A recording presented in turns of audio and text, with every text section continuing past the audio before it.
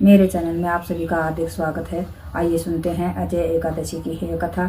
एक समय की बात है पुरातन काल में इंद्र की सभा में है एक गंधर्व गाना गा रहा था।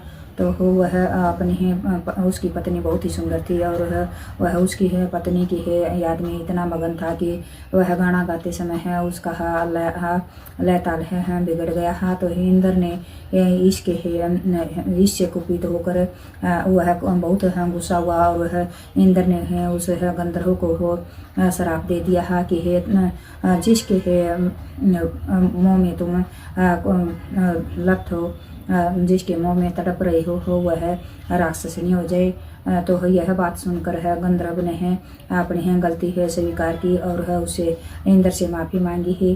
तो इंद्र ने उसे माफ़ नहीं किया, उसे सभा से निकाल दिया।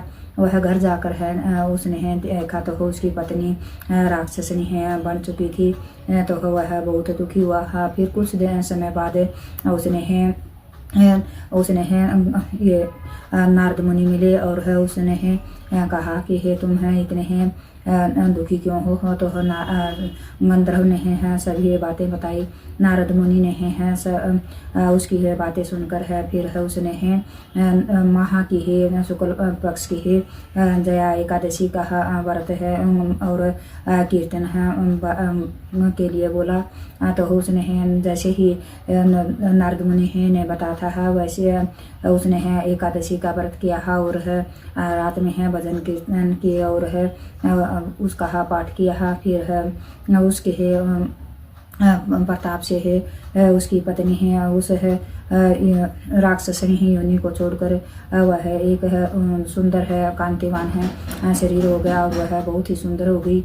उस व्रत के एकादशी व्रत के प्रभाव से वह दोनों बहुत सुख से रहने लगे और फिर अंत में उन्हें मोक्ष प्राप्त हुआ। यह एकादशी की कथा है। अगर अच्छी लगी है तो लाइक और सब्सक्राइब करें, कमेंट कर ज़रूर बताएं कि भाई कैसी लगी। जय हो एकादशी माता की, जय हो सच्चे दरबार की।